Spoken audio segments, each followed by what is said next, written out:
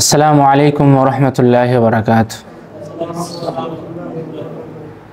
ইন্নাল হামদুলিল্লাহি নাহমাদুহু ওয়া নাস্তাঈনুহু ওয়া নাস্তাগফিরুহু ওয়া নাউযু বিল্লাহি মিন শুরুরি আনফুসিনা ওয়া মিন সাইয়্যাতি আমালিনা। মান ইয়াহদিহিল্লাহু ফালা মুদিল্লা লাহু ওয়া মান ইউদ্লিলহু ফালা হাদিয়া লাহু। ওয়া আশহাদু আন লা ইলাহা ইল্লাল্লাহু ওয়াহদাহু লা শারীকা লাহু ওয়া আশহাদু আন্না মুহাম্মাদান আবদুহু ওয়া রাসূলুহু। আম্মা বা'দ। فإن خير الحديث كتاب الله وخير الهدي هدي محمد صلى الله عليه وسلم وشر الأمور محدثاتها وكل محدثة بدعة وكل بدعة ضلالة وكل ضلالة في النار। সম্মানিত দিনী ভাই সকল, প্রশংসা মাত্র রয়েছে মহান আল্লাহ তাবারক ওয়া তাআলার জন্য, যার প্রশংসা করে শেষ করা যায় না, যাবে না, যার অশেষ রহমতে বরকতে আমরা হারমার এই মসজিদে এশার নামাজ পড়ে ধারাবাহিক এই দার্সে বসার তৌফিক পেয়েছি, তাই আমরা সকলেই বলি আলহামদুলিল্লাহ। তারপর আমাদের ধর্মের নবী মুহাম্মদুর রাসূলুল্লাহ সাল্লাল্লাহু আলাইহি ওয়াসাল্লামের ওপর শতকোটি শান্তির ধারা রহমত ও সালাম বর্ষিত হোক। আল্লাহুম্মা সাল্লি আলাইহি আল্লাহুম্মা বারিক আলাইহি।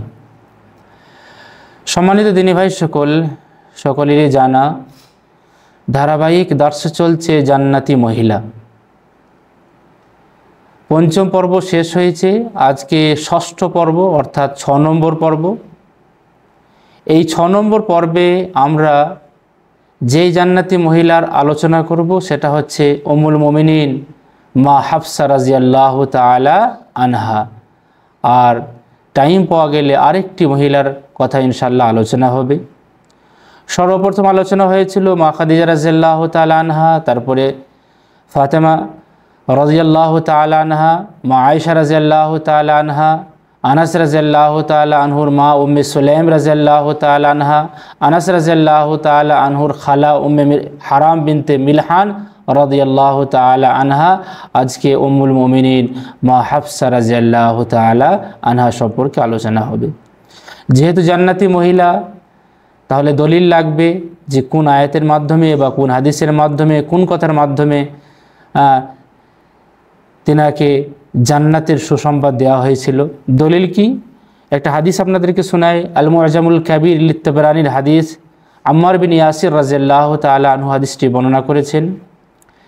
একবার হয়তো রাসূল করিম সাল্লাল্লাহু আলাইহি সাল্লাম ইরাদা করেছিলেন যে হাফসা রাদিয়াল্লাহু তাআলা আনহুকে তালাক দেওয়ার ব্যাপারে। ইরাদা হয়তো এমনি নিয়ত করেছিলেন, ভাবছিলেন। সে মতো অবস্থায় কে এলেন? ফাজা জিবরাইল আলাইহিস সালাম। জিবরাইল আলাইহিস সালাম রাসূল করিম সাল্লাল্লাহু আলাইহি ওয়াসাল্লামের কাছে এলেন। ফাকাল, এবং বললেন, লা তুতাল্লিকহা, হাফসা রাদিয়াল্লাহু তাআলা আনহাকে তালাক দেওয়ার ব্যাপারে চিন্তা ভাবনা করেন না, তালাক দেন না। ফাইন্নাহা সাওয়ামা কাওয়ামা। হাফসা রাদিয়াল্লাহু তাআলা আনহা কোনো সাধারণ মেয়ে নয়, তিনি অধিক পরিমাণে রোজা রাখেন এবং অধিক পরিমাণে নামাজ আদায় করেন। ওয়া ইন্নাহা যাওয়াজতুকা ফিল জান্নাহ। আর যেভাবে এই দুনিয়াতে হাফসা রাদিয়াল্লাহু তাআলা আনহা আপনার স্ত্রী, জান্নাতেও হাফসা রাদিয়াল্লাহু তাআলা আনহা আপনার স্ত্রী।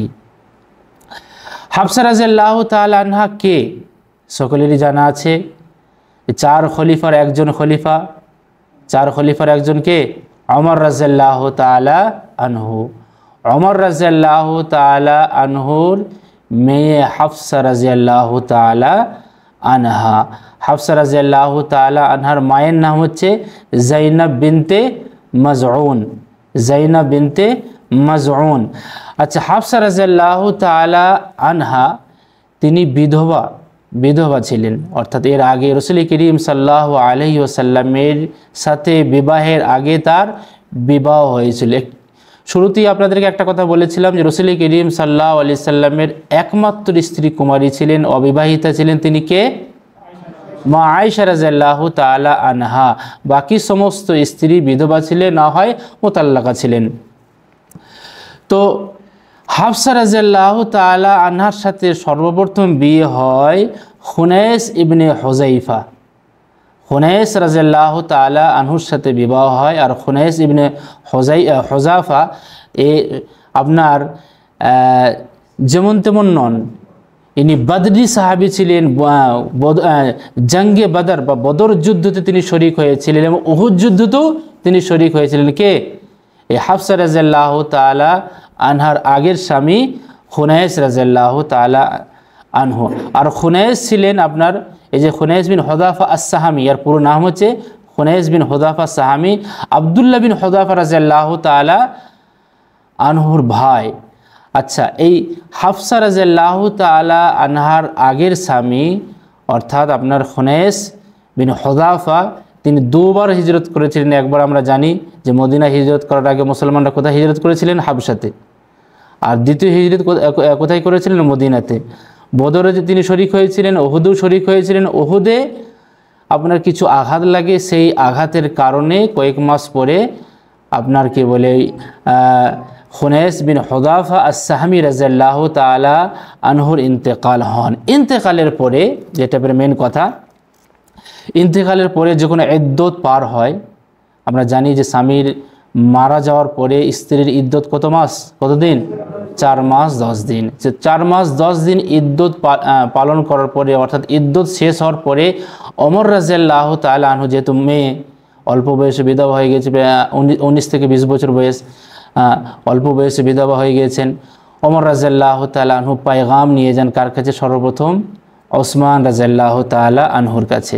ওসমান রাদিয়াল্লাহু তাআলা আনহুকে বললেন যে হাফসার বিয়ে আপনার সাথে দিতে চাই, যদি আপনার ইচ্ছা হয়। ওসমান রাদিয়াল্লাহু তাআলা আনহু বললেন যে আমি একটু ভেবে দেখব। আচ্ছা, আপনাদের প্রশ্ন হতে পারে যে ওসমান রাদিয়াল্লাহু তাআলা আনহুকে কেন বললেন? ওসমান রাদিয়াল্লাহু তাআলা আনহুর সাথে বিয়ে তো আপনার রাসূল করিম সাল্লাল্লাহু আলাইহি সাল্লামের মেয়ে রুকাইয়া রাদিয়াল্লাহু তাআলা আনহার সাথে হয়েছিল, তারপরে উম্মে কুলসুম রাদিয়াল্লাহু তাআলা আনহার সাথে হয়েছিল। আমরা জানি যে রুকাইয়া রাদিয়াল্লাহু তাআলা আনহার সেই সময়ও ওফাত হয়ে গিয়েছিল, সেই সময় মারা গিয়েছিলেন। সেই জন্য ওমর রাদিয়াল্লাহু তাআলা আনহু ও ওসমান রাদিয়াল্লাহু তাআলা আনহুকে খিতাব দিয়েছিলেন, পায়গাম দিয়েছিলেন। তো ওসমান রাদিয়াল্লাহু তাআলা আনহু যখন বললেন যে আমি একটু ভেবে দেখব, কিছুদিন পরে যখন ভাবার পরে আর কোনো জবাব এলো না, কিছুদিন পরে ওমর রাদিয়াল্লাহু তাআলা আনহু পায়গাম দিলেন, কথা বলেন কার সাথে? আবু বকর রাদিয়াল্লাহু তাআলা আনহুর সাথে। ওমর রাদিয়াল্লাহু তাআলা আনহুর একটা আকাঙ্ক্ষা ছিল, যেমনি আমাদের সাথে ইমানি একটা পারস্পরিক সম্পর্ক আছে, আবার যদি বৈবাহিক সম্পর্ক হয়ে যায় সেই সম্পর্কটা আরও শক্ত হয়ে যাবে, মজবুত হয়ে যাবে। তো আবু বকর রাদিয়াল্লাহু তাআলা আনহুকে দিলেন। আবু বকর রাদিয়াল্লাহু তাআলা আনহু কিন্তু মুখেই জবাব দিলেন যে না, আমি করতে পারছি না। তো মুখে মুখে যখন জবাব পেয়ে যায় তখন ওমর রাদিয়াল্লাহু তাআলা আনহু একটু ব্যথিত হন, দুঃখিত হন। এই দুঃখের কথা শেয়ার করেন কার সাথে? রাসূলুল্লাহ সাল্লাল্লাহু আলাইহি ওয়াসাল্লামের সাথে। রাসূলুল্লাহ সাল্লাল্লাহু আলাইহি ওয়াসাল্লাম তখন ওমর রাদিয়াল্লাহু তাআলা আনহুকে বললেন যে হাফসা ওসমানের থেকে ভালো স্বামী পাবে, আর ওসমান হাফসার থেকে ভালো স্ত্রী পাবে। দেখেন, তারপরে যখন শেয়ার করা হলো যে আমি হাফসাকে বিবাহ করব, তখন ওমর রাদিয়াল্লাহু তাআলা আনহুর খুশি এক আলাদাই খুশি। তিনি ভাবতেই পারেন নাই যে বৈবাহিক সম্পর্ক রাসূল করিম সাল্লাল্লাহু আলাইহি সাল্লামের সাথে হবে, রাসূল করিম সাল্লাল্লাহু আলাইহি সাল্লামের আমি শ্বশুর হব, উনি আমার জামাই হবেন। তো বিশাল একটা খুশি। তো দেখেন এইখানে একটা পয়েন্ট যে হাফসা ওসমানের থেকে ভালো স্বামী পাবে, আর ওসমান হাফসার থেকে ভালো স্ত্রী পাবে। আচ্ছা, দ্বিতীয় যখন রুকাইয়া রাদিয়াল্লাহু তাআলা আনহার ইন্তেকাল হয়েছিল, তিনি যখন মারা গিয়েছিলেন, তারপরে যখন বিবাহ হয়েছিল কার সাথে?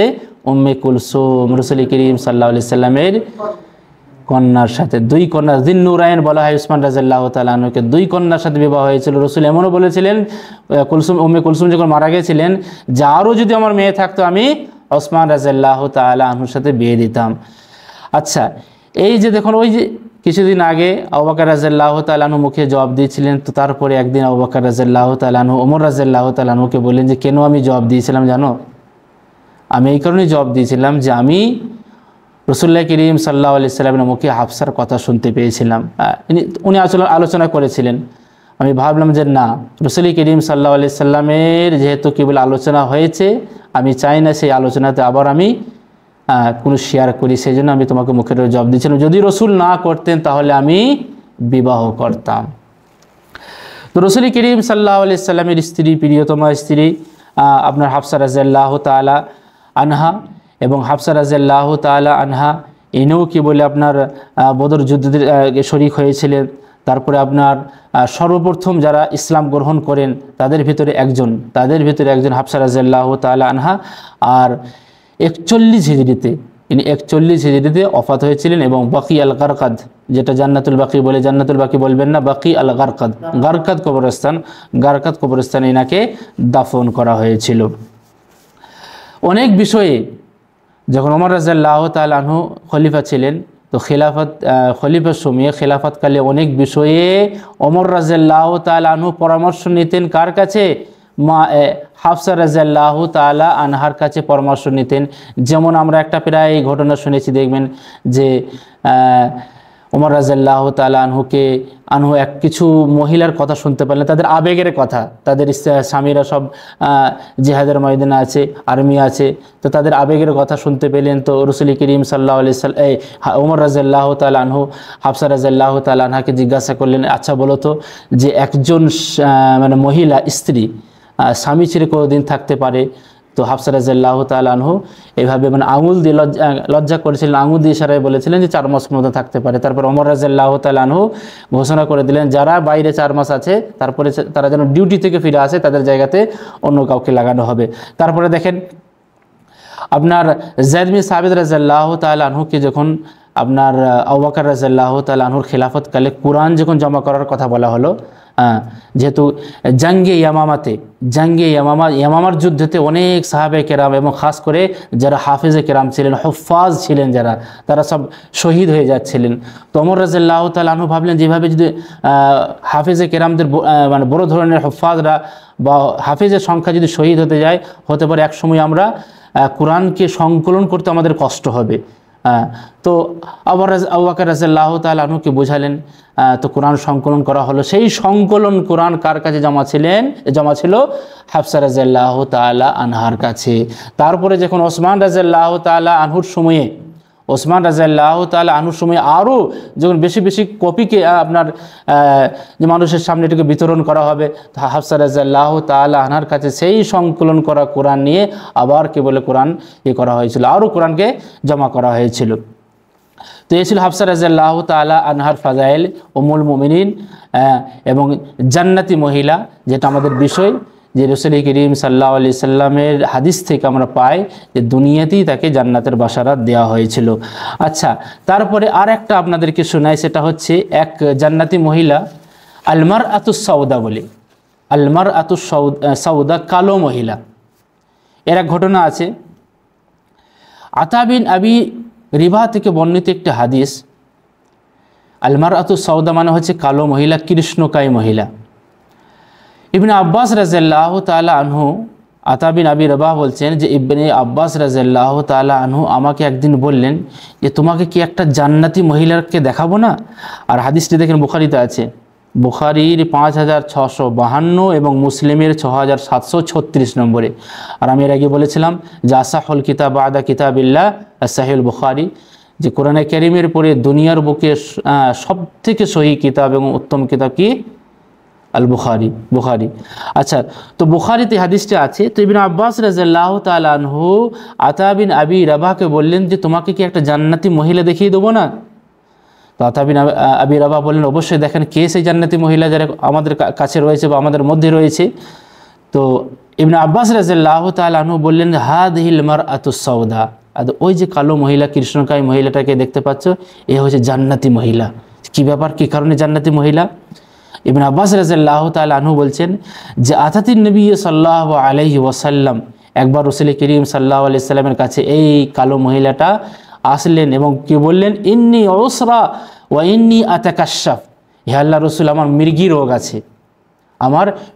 রোগ আছে, আর ওই রোগটা যখন আমার উঠে তখন আমার কাপড় চোপড় খুলে যায়, আমি তখন নগ্ন হয়ে যাই বা অর্ধনগ্ন হয়ে যায়। কাল ফাদউল্লাহ আলী, হে আল্লাহর রাসূল, আমার জন্য একটু দোয়া করে দেন যেন আমার এই রোগটা ভালো হয়ে যায়। কাল রাসূল করিম সাল্লাল্লাহু আলাইহি সাল্লাম বললেন, ইন শিইতি সাবারতি ওয়ালাকিল জান্নাহ, তুমি যদি সবুর করতে পারো, ধৈর্য ধারণ করতে পারো, তাহলে তোমার জন্য জান্নাত রয়েছে। ওয়া ইন শিইতি দাউতুল্লাহ, আফিক, আর যদি তুমি চাও যে দোয়া করতে, আমি তোমার জন্য দোয়া করে দেবো, আল্লাহ তাবারক তাআলা তোমার এই মির্গি রোগকে ভালো করে দেবে। কিন্তু যদি তুমি ধৈর্য ধারণ করো, সবর করো, তাহলে তোমাকে জান্নাতের বাশারাত দেওয়া হলো। রাসূল ফাকালাত, তখন ওই কৃষ্ণকায়ী মহিলাটা, ওই কালো মহিলাটা কি বললেন? আসবিরু, হে আল্লাহ রাসূল, আমি সবর করব, আমি জান্নাত চাই, আমি সবর করব। তবে হ্যাঁ, ফাকালাত, হে আল্লাহ রাসূল, ইন্নী আতাকাশাফু ফাদউল্লাহ আল্লা আতাকাশাফা, হে আল্লাহ রাসূল, আমার যখন সেই রোগটা ওঠে, আমার কাপড় খুলে যায়, শুধু আপনি এতটুকু দোয়া করে দেন যে আমার কাপড়টা যেন না খুলে, আমার পর্দা যেন লঙ্ঘন না হয়। সেই সময়ই তার পর্দা নিয়ে চিন্তা। রাসূল করিম সাল্লাল্লাহু আলাইহি সাল্লাম তার জন্য দোয়া করে দিলেন, আর তারপর থেকে তার আর কোনো সময় কাপড় খুলতো না বা নগ্ন হতেন না সেই সময়ই। তো রাসূল করিম দেখেন এই হাদিস থেকে আর একটা জিনিস মানে পয়েন্ট আমরা শিক্ষা পাই, সেটা হচ্ছে কি ধৈর্য ধারণ। ধৈর্য ধারণের অনেক বাশারাত আছে, অনেক সুসংবাদ আছে। আপনি যখন কোরআনের একটা আয়াতই পড়বেন, ওই যে ক্বালু ইন্না লিল্লাহি ওয়া ইন্না ইলাইহি রাজিউন, তো এই যে মুসিবতের সময়ে যদি আপনি ইল্লা লিল্লাহি ওয়া ইন্না ইলাইহি রাজিউন পড়েন এবং যদি ধৈর্য ধারণ করেন, অবাশশিরিস সাবিরিন, ধৈর্য ধারণদের জন্য আল্লাহ তাবারক তাআলা খুশখবরি, আনন্দ সংবাদ দিয়েছেন। সেই সংবাদটা হচ্ছে জান্নাত। যে আপনি মুসিবতের সময় যদি ধৈর্য ধারণ করতে পারেন, আপনার জন্য আল্লাহ তাবারক তাআলা জান্নাত রেখেছেন। কারণ আমরা জানি যে কখন আল্লাহ তাবারক তাআলা আমাদেরকে আপনার কষ্ট দিয়ে, মুসিবত দিয়ে, খাবার না দিয়ে, তারপর ফসলকে নষ্ট করে ইত্যাদি ইত্যাদির মাধ্যমে আল্লাহ তাবারক তাআলা আমাদের পরীক্ষা নিতে পারেন। যেমন আল্লাহ তাবারক তাআলা বলেছেন, ওয়ালা নাবলুওয়ান্নাকুম বিশাইয়্যিম মিনাল খাউফি ওয়াল জুই ওয়া নাকসি মিনাল আমওয়াতি ওয়াল আনফুসি ওয়াস সামারাত ওয়া বাশশিরিস সাবিরিন। দেখেন, ওই মুসিবতের সময়ে আপনাকে আল্লাহ তাবারক তাআলা অনেক সময় চেক করবে। মুসিবতের সময়ে যদি আপনি ধৈর্য ধারণ করতে পারেন, তাহলে আল্লাহ তাবারক তাআলা আপনার জন্য সুসংবাদ দিচ্ছেন। তো এই মহিলাটা, কৃষ্ণকায়ী মহিলা, আপনি ধৈর্য ধারণ রাসূল করিম সাল্লাল্লাহু আলাইহি সাল্লাম করতে বললেন এবং বললেন যে তুমি যদি চাও তাহলে আমি তোমার জন্য দোয়া করে দেবো, তোমার মৃগী রোগ চলে যাবে। কিন্তু তাকে যখন বলা হলো ধৈর্য ধারণ করলে তোমার ফল হচ্ছে জান্নাত, তিনি জান্নাতটাকে দুনিয়াতে বেছে নিলেন। তো ইনশাআল্লাহ এই দুটো দার্স থেকে আমরা শিক্ষা পেলাম যে, যেটা আমি আগেও বলেছিলাম, যে আমাদের উদ্দেশ্য হবে এই যে জান্নাতি মহিলা, এই জান্নাতি মহিলাদের নামে আমাদের শিশু বাচ্চাদের মহিলাদের নাম রাখা। আর দেখেন এই লাস্ট হাদিসে সবুরের যে ফল, সেই ফল আমরা পেলাম। অতএব কোনো মুসিবতে ফেঁসে গেলে, কোনো মুসিবত যদি আপনার কাছে আসে, ধৈর্য হারা হবেন না। অনেক ভাইরা আছেন, নিয়ামত যখন খুব আছে, খুব আল্লাহ তাবারক তাআলার ইবাদত করবে, আর যখন কোনো মুসিবতে ফেঁসে যাবে তখন বলবে আমি 5 ওয়াক্ত নামাজ পড়ছি, আর আমার এই মুসিবত সেই মুসিবত, আমার বাড়ির সাইডে সে নামাজি নয়, সে গায়ের মুসলিম, সে সেই তার কোনো মুসিবত নাই, আর যত মুসিবত আমার। তো এই মুসিবতের সময় আপনি যদি ধৈর্য হারা হয়ে যান, তাহলে আপনি আল্লাহর পরীক্ষাতে ফেল করলেন। বরং আপনি আলহামদুলিল্লাহ বলবেন। আপনার কোনো মুসিবত এসেছে, আলহামদুলিল্লাহ, আল্লাহ তাআলা হতে পারে আমার একটা বড় মুসিবত থেকে, আমাকে বড় মুসিবত থেকে বাঁচিয়ে নিয়েছেন। আপনি সাইকেল চালিয়ে যাচ্ছেন, কেবল মাঝে মাঝে যাচ্ছেন, আপনি 48 যাচ্ছেন, আপনার সাইকেল একটু অ্যাক্সিডেন্ট হয়ে গেল, একটা চাকা নষ্ট হয়ে গেল, বা আপনার দেহে কোনো আপনার আঘাত লাগলো, আপনি আলহামদুলিল্লাহ বলুন যে আল্লাহ তাবারক তাআলা সাইকেল দিয়ে আমাকে বাঁচিয়ে নিয়েছেন, সাইকেলটা চলে গেল, আমাকে বাঁচিয়ে নিয়েছেন। আপনার একটু আঘাত লেগেছে, আপনি আলহামদুলিল্লাহ বলুন যে আল্লাহ তাবারক তাআলা আমাকে সহি সালামতে রেখেছেন। এইভাবে আপনি যখন কি বলে আল্লাহ তাবারক তাআলা কৃতজ্ঞতা প্রকাশ করবেন, তো মুসিবতের সময় আপনি সাকসেস হলে আল্লাহ তাবারক তাআলা আপনাকে সেই মুসিবতের ফল, সেই ধৈর্য ধারণের ফল আপনাকে ইনশাআল্লাহ দেবে। আল্লাহর কাছে দোয়া করি, আল্লাহ তুমি আমাদেরকে মুসিবতের সময় ধৈর্য ধরার তৌফিক দাও। আর এই যে কন্টিনিউ আমাদের দার্স হচ্ছে, ধারাবাহিক দার্স হচ্ছে জান্নাতি মহিলা, এই সমস্ত মহিলাদের নাম আমরা যেন আমাদের মহিলাদের, আমাদের বাচ্চাদের রাখতে পারি, সেই তৌফিক তুমি আমাদেরকে দাও। আসসালামু আলাইকুম ওয়া রাহমাতুল্লাহি ওয়া বারাকাতুহু। সকলকে অসংখ্য ধন্যবাদ ভিডিওটি দেখার জন্য। সকলেই ভিডিওটি দেখবেন, শেয়ার করবেন, এবং যেটা আমাদের দাওয়াতি চ্যানেল দাওয়া আল মাজমা, এই চ্যানেলটিকে সবাই বেশি বেশি করে সাবস্ক্রাইব করবেন, যাতে করে আমাদের সমস্ত ভিডিও যা কিছু আমরা রেকর্ডিং করব, আপলোড করব, আপনাদের কাছে যাতে করে তাড়াতাড়ি পৌঁছে যায়।